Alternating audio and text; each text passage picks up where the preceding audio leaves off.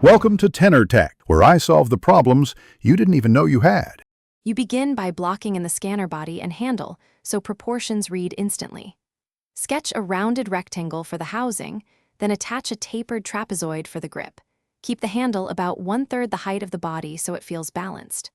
Once done, carve a shallow notch at the front of the handle to indicate the trigger, and leave a rectangle on the back or bottom for the cable or battery hatch. These primary anchors make later detail accurate and fast. Now refine the head and scanning window so the device reads as functional. Draw the head slightly angled forward with a beveled front edge, then frame a centered rectangular scan window, nest a smaller inner rectangle to show lens depth, and add 2 short diagonal strokes for reflections.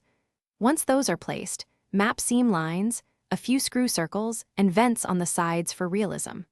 Finally, add spaced horizontal texture lines on the handle for grip. You finish by grounding the scanner with consistent shading and a small scan indication. Choose a light source and shade the top surfaces lighter while darkening undercuts and the underside of the handle. Add a cast shadow beneath to anchor the object. Suggest a narrow horizontal glow inside the scan window to imply the active beam without cluttering the drawing.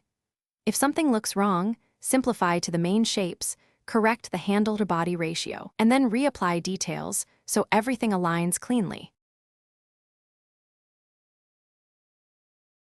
Thanks for watching. Subscribe to keep your life in tune.